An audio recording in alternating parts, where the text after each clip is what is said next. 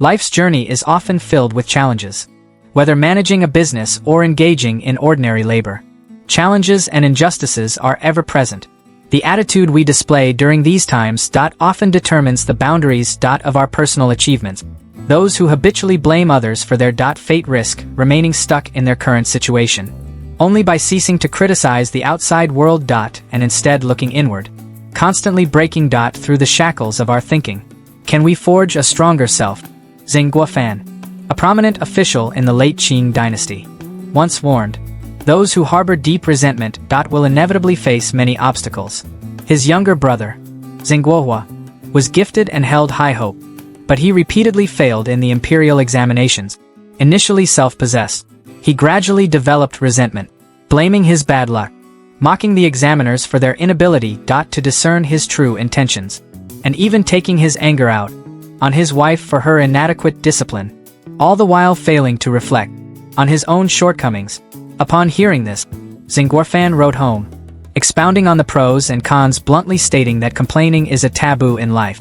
This seemingly cathartic emotional release is actually like a slow-acting poison, sapping your will and ultimately your future. When Kazuo Inamori, the legendary Japanese business leader, first entered the workforce, he worked at a ceramics factory on the verge of bankruptcy. Factions abounded, conflicts abounded, and most employees wasted their time complaining.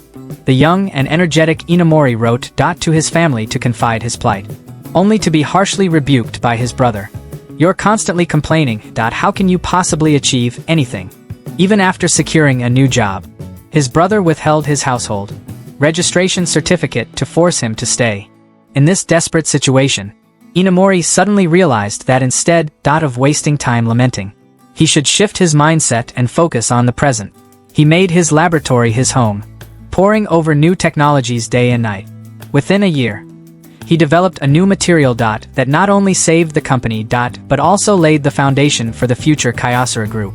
Occasionally expressing frustration is natural, but dwelling on complaints without a desire to change is foolish. This seemingly cathartic act is actually a self-limiting trap.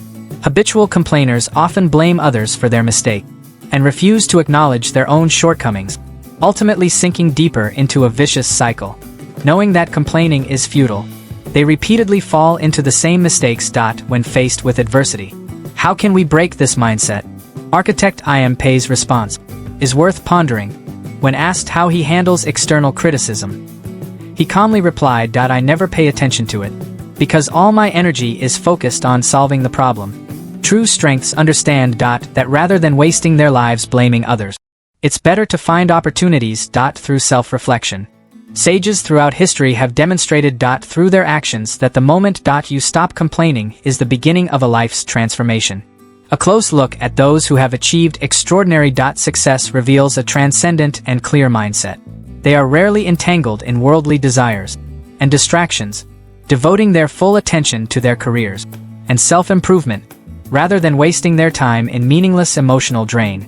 So, how can we achieve this state of clarity?